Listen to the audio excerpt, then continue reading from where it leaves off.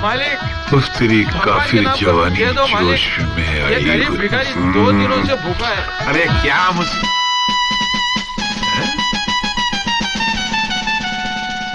पैसा डालिए मालिक। लगता है आपका मुझसे बुरा हाल है। इससे ज्यादा तो मैं भिखारियों को दे देता हूँ। इधर आ। ये कपड़े कहाँ से मिले तुझको? ये तो इस बंगले के मालिक ने दिए हैं। भगवान उन्हें कपड़े की मिल का मालिक बना दे। इसका कॉलर किधर है? इसका कॉलर तो उन्होंने निकाल लिया। कह रहे थे घर में कोई शहरी कुत्ता आया है। कुत्ता? हाँ, उसके गले में पट्टा डालना है। वो देखो मालिक आ गए। ये मालिक है। मालिक आप क्यों नर्वस आ गए? ये आपसे बड़ा जानी नहीं है। नहीं, ये देखिए 10 पैसा दिया भिखारी ने। मालिक इनको बुला रही है। कौन है? अरे कहाँ गया? कहाँ है? अंकल आपके लिए चीनी कितनी डालूं? थोड़ी सी शक्कर डालना, ज्यादा नहीं। अरे मम्मी डैडी आ गए। Hi mom, hi dad. यहाँ सब कैसे? अच्छी हूँ मम्मी। बहुत सुंदर है। क्या सुंदर है?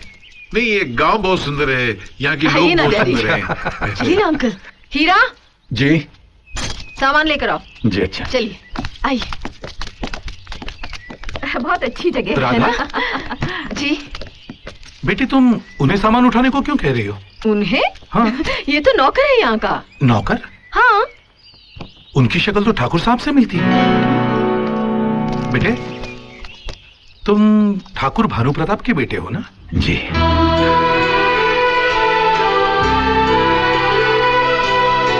ये सामान तुम क्यों उठा रहे हो? रखो, मैं उठाता हूँ। अरे नहीं, आप हमारे मेहमान हैं, आपकी सेवा करना हमारा कर्तव्य है। बेटा, ये तो तुम्हारा बड़प्पन है, मगर मुझे अच्छा नहीं लगता। तुम ये सामान उठाओ। लाओ, तुम घर में जाओ और कल के फंक्शन की तैयारी करो। फंक्शन? हाँ, कल तुम्हारी बहन से मेरे बेटे की मंगनी हो रही है। क्यों, तुम्हें पता नहीं?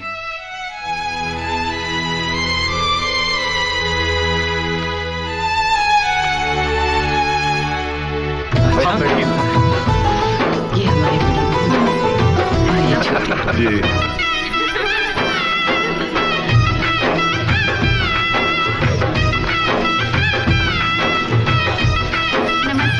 नमस्कार। नमस्ते।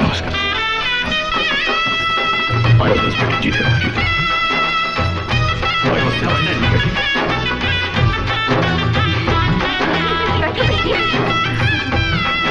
तो समधी जी, जैसा आप कहें, पंडित जी आए हुए, इनसे कोई तिथि निकलवा ले। हाँ हाँ पंडित जी, बोलिए, कौन से दिन का मुहूर्त निकला है? ठाकुर साहब, विवाह के लिए 10 तारीख का मुहूर्त निकला है, लेकिन विदाई के लिए 10 और 11 दोनों तिथियां कष्टकारक हैं।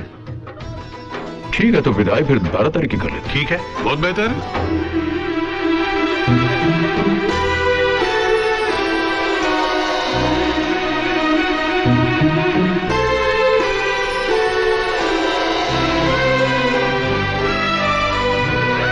दादाजी, I love you दादाजी।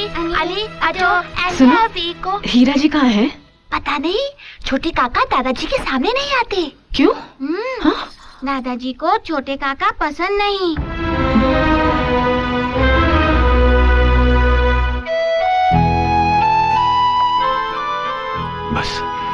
बस माँ, बस एक और आकर हो। तुम्हारे बाबूजी ने अचानक तुम्हारी बहन की मंगनी तय की है। मुझे पता नहीं था बेटे कि तुम्हें मालूम नहीं। मालूम होता भी तो क्या कर लेता माँ। इतना तो मैं जानता ही हूं कि इस घर में मेरी हैसियत एक नौकर की है, और नौकरों को हर एक बात थोड़ी ना बताई जाती। माँ, अगर पुनर्जन्म होता है तो मैं फिर से तुम्हारा और बाबूजी का बेटा बनना चाहूंगा। जो इस जन्म में नहीं मिला, शायद उस जन्म में मिल जाए।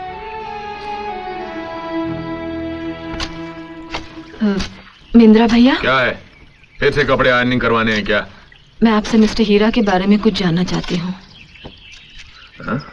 आप ऐसे क्यों देख रहे हैं? क्योंकि आज तक किसी ने हीरा को मिस्टर हीरा कहकर नहीं कहा। क्या जानना चाहती हैं आप? ठाकुर साहब यहाँ के सबसे बड़े आदमी हैं। उनका एक लड़का डॉक्टर है, दूसरा इंजीनियर। फिर मिस्टर हीरा ऐसे क्यों हैं? उनके साथ नौकरों जैसा सलूक क्यों होता है? वो भी तो ठाकुर साहब के बेटे हैं। हाँ है, लेकिन ठाकुर काका उसे अपना बेटा नहीं समझते। क्यों? हीरा बचपन में स्कूल जाता था, लेकिन पढ़ाई में वो बहुत कमजोर था। इम्तिहान में उसे हमेशा 0 नंबर मिलते थे। 0 नंबर पाकर वो घर जाएगा और फिर पिताजी की मार खानी पड़ेगी, इसलिए वो 0 का 100 बना देता था। लेकिन मार तो उसे तब भी पड़ती थी। वो क्यों? क्योंकि 100 में कितने 0 लगते हैं ये भी उसे मालूम नहीं था। वो कभी 4 0 लगाता था और कभी 5 0। हीरा को पढ़ाई में जरा भी दिलचस्पी नहीं थी। वो तो सिर्फ गौरी के लिए स्कूल जाता था। गौरी? गौरी कौन? ठाकुर काका के दोस्त की बेटी। गौरी के माँ बाप बचपन में एक कार एक्सीडेंट में चल बसे थे। ठाकुर काका गौरी को अपने साथ घर ले आए और गौरी और हीरा दोनों साथ स्कूल जाने लगे। हीरा गौरी को पसंद करने लगा। गौरी पढ़ना चाहती थी, लेकिन हीरा हमेशा उसे खेलकूद में उलझाए रखता था। गौरी पढ़ नहीं पाती थी। किताबों के साथ हीरा की पढ़ाई लिखाई भी पानी में बह गई। जिस स्कूल में गौरी ने मार खाई थी, उस स्कूल से हीरा को नफरत हो गई। उस दिन से उसने स्कूल की तरफ पलट कर भी नहीं देखा। हीरा के साथ रहकर गौरी की पढ़ाई खराब हो जाएगी, ये सोचकर ठाकुर काका ने गौरी को पढ़ने के लिए शहर के हॉस्टल में भेज दिया। हीरा और गौरी अलग हो गए, अलग अलग बड़े हुए। हीरा हमेशा उदास रहता था, मगर एक खुशी थी। गौरी हर शनिवार शहर से आती थी। शनिवार और इतवार ये 2 दिन हीरा के दिल को खुशियों से भर देती थी।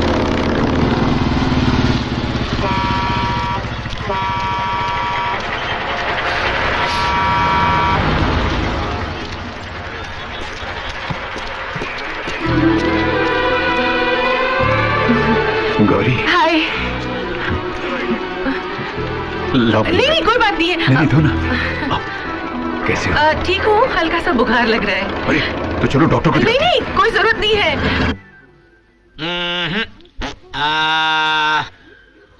दिखाओ। डॉक्टर साहब। क्या क्या क्या क्या?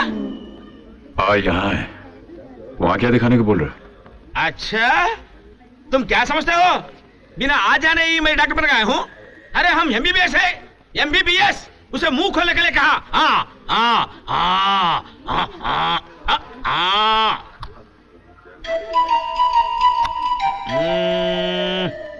हल्का सा बुखार है, मैं इंजेक्शन दे देता हूँ।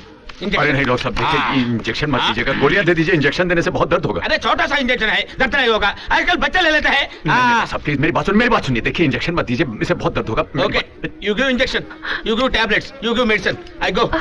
डॉक्टर साहब, एक डॉक्टर मैं हूँ या तुम?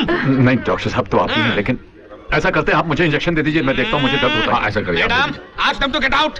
हीरा बाहर जाओ। अरे गौरी तुम्हें प्लीज बाहर जाओ।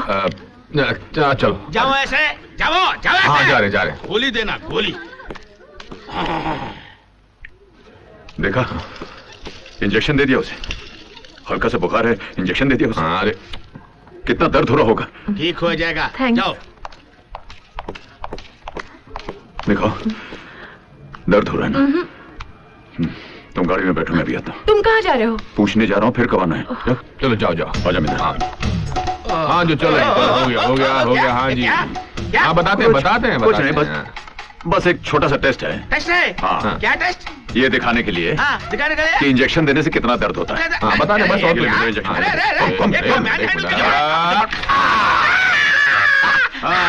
अब पता चला दर्द क्या होता है। हर बात पे इंजेक्शन देने के लिए तैयार हो जाता है। डॉक्टर 8 नंबर के पेशेंट को इंजेक्शन दे दूं? No injection, only tablets. खाक में मिला रहा है हमारी इज्जत को ये। गांव वालों के साथ नौटंकी में हुड़दंग मचाई, शहर जाकर के डॉक्टर के साथ बदतमीजी की। कितना फर्क है इसमें और इन दोनों में। एक बात कहूँ, इसकी शादी करवा दीजिए, जिम्मेदारी आएगी तो सुधर जाएगा। इस निकम्मे के साथ कौन लड़की ब्याह करेगी?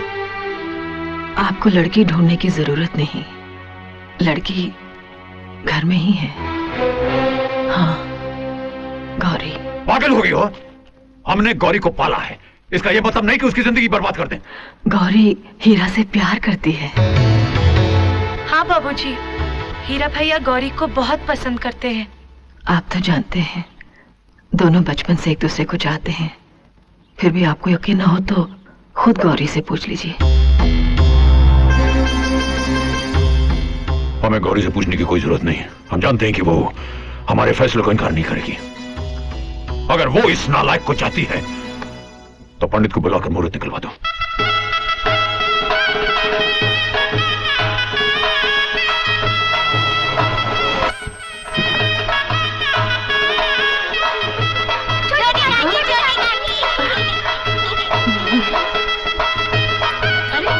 देखो गौरी आ गई। आओ आओ गौरी, आओ ना। दीदी, ये सब क्या हो रहा है? ये तुम्हारी शादी की तैयारी हो रही है। मेरी शादी? हाँ, बाबूजी ने तुम्हारी शादी हीरा के साथ तय कर दी है। हीरा ने मन्नत मांगी थी कि अगर गौरी के साथ उसकी शादी तय हो जाए तो वो हर मंदिर की चौखट पर माथा टेकेगा और हर मूर्ति के चरणों में नारियल चढ़ाएगा। एक दिन हम नारियल के चढ़ावे के लिए मंदिर जा रहे थे तो देखा एक लड़की पानी में कूद गई। गौरी, ये क्या हो गया तुम? क्यों अपनी जान लेना चाहती हो? अब तो हमारी शादी भी तय हो गई थी। इसीलिए मरना चाहती हूँ ताकि तुम्हारे साथ शादी करने से बच सकूं। फांसी की सजा पाने वाले से भी उसकी आखिरी इच्छा पूछी जाती है, मगर तुम्हारे पिताजी ने ना तो मेरी पहली इच्छा पूछी ना आखिरी। क्यों? उन्होंने मुझे पाल पोस कर बड़ा किया, तो क्या वो जो भी फैसला करेंगे मैं मान लूं? क्या मेल है तुम्हारा मेरा? मैं पढ़ी लिखी, तुम अनपढ़ गवार। कोई पहचान, कोई आइडेंटिटी है तुम्हारी? अपने ही घर में एक नौकर की तरह रहते हो तुम। नए जमाने में पैदा होकर पुराने जमाने की जिंदगी जी रहे हो तुम।